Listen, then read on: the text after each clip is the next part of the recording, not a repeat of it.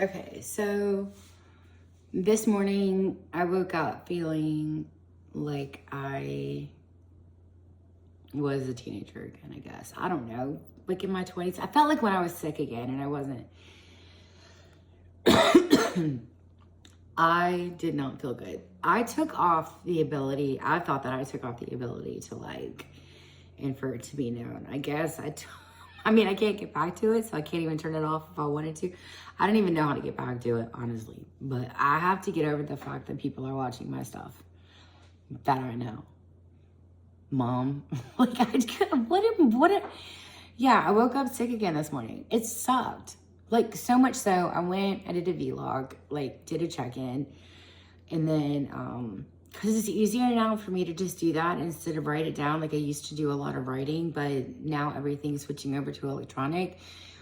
And it helps because I used to use a voice recorder and that would help me a lot too. So it's interesting. I did my check-in and then I immediately went to work. I called the Party and Ride and talked to Jeff Cotton, who does the booking, who is amazing. You are going to love him. And so anyways, it's just like, I just went right to work, but then I come home and Maxie is like, so you can't do this or you're going to have to quit social media, right? And I'm like, yeah, obviously.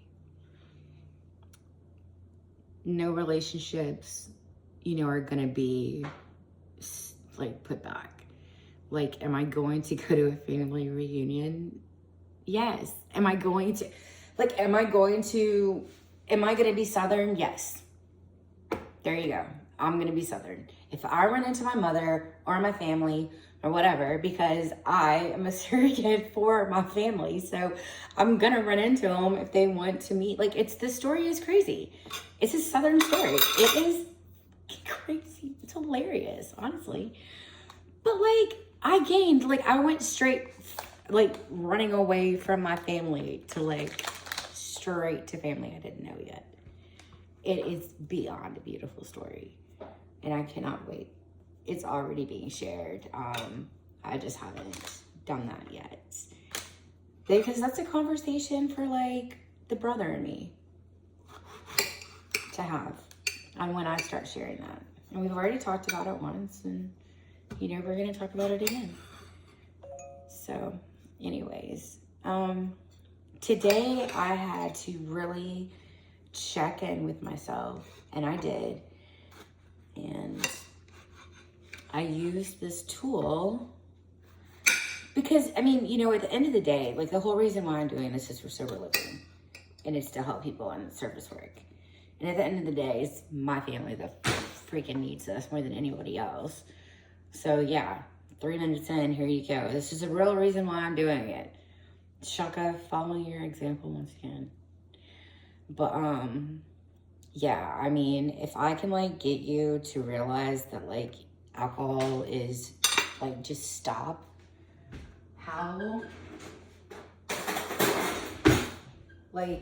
Seriously, how cool would that be? How cool would it be if I just got people to stop drinking, period? Or, was a part of that? I think it would be cool. And so I don't want to, not be able to do social media because I know that my family's watching me.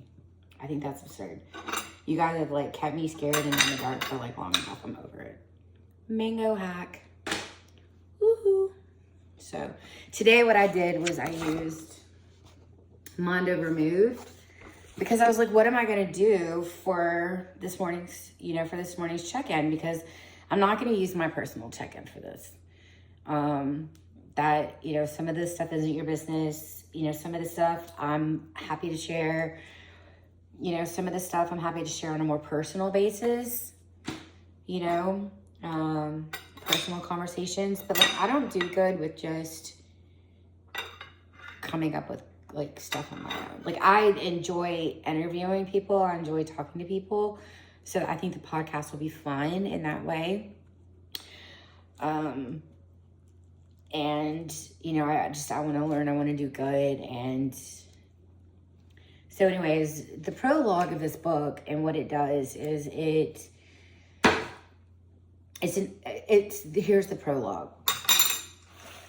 Trying to make my, trying to get a little creative this morning. So an oyster creates a pearl out of a grain of sand. The grain of sand is an irritant to the oyster. In response to the discomfort, the oyster creates a smooth protective coating that encases the sand and provides relief. The result is a beautiful pearl. For an oyster, an irritant becomes the seed for something new. Similarly, mind over mood will help you develop something valuable from your current discomfort.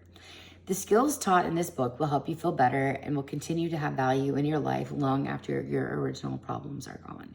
And trust me, that is the truth. I have gotten through so much using trauma therapy, and when it does, an automatic thought, when it does pop up, these books are proof that the tools work for a long time. For an oyster, an irritant becomes the seed for something new.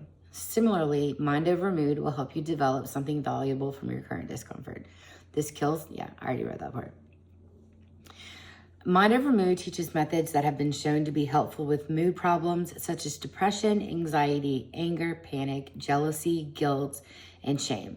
The strategies described in this book can also help you solve relationship problems, handle stress better, improve your self-esteem, become less fearful and more confident. Further, these strategies can help you if you are struggling to maintain sobriety or to live your life without drugs. Mind over mood provides structure that can help you proceed efficiently and rapidly in making changes. And it continues to go on. And it talks about, let's see, the ideas in this book come from cognitive therapy. That is so important. One of today's most successful forms of psychotherapy, cognitive, means thought processes as well as knowledge or perception.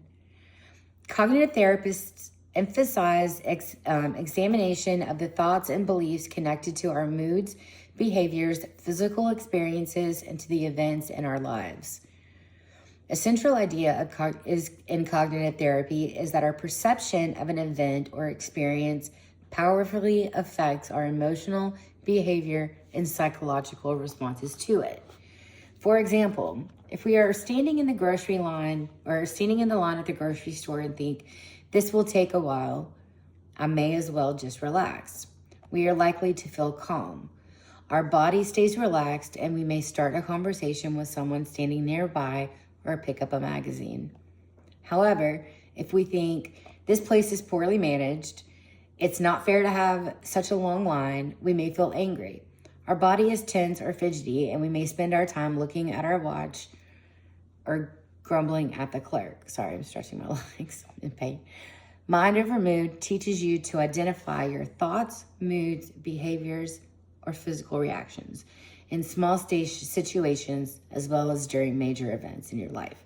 You learn to test the meaning and usefulness of various thoughts you have during the day and to change the thinking patterns that keep you locked into dysfunctional moods, behaviors, or relationship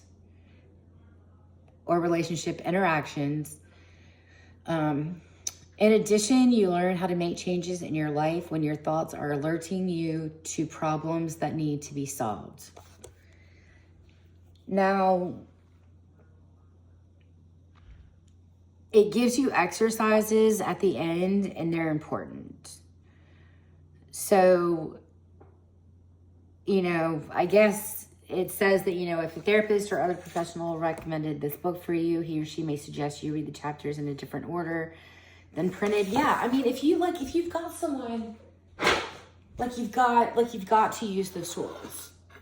And if you don't have someone, if you don't have the money to have it, to do it, I'll send you this book. Just email me. I'll send you the book.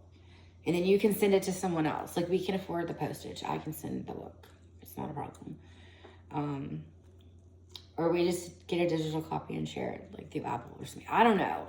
We can figure it out. I'll print copies and post them. There's a solution to everything if you try to find it. If you really think about it. Ooh, I love that.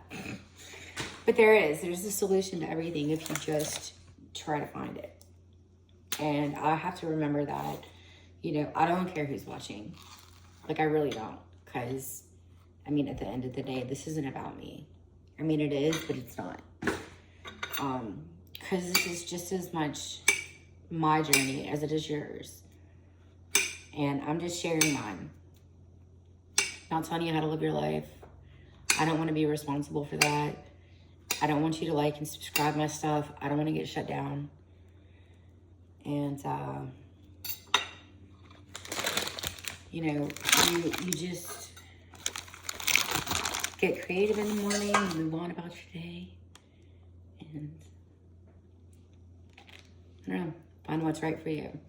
But, sitting in this crap about my mother and accidentally saying something, like, I don't even know how to get back to it. I tried to go back and find out, like, who was liking my stuff, like, but I couldn't. So, I mean, I don't really care to find out.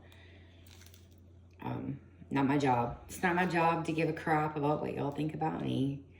So, don't forget, Black community needs the white community. And listen to Shaka Shakur. And don't like and subscribe, yo.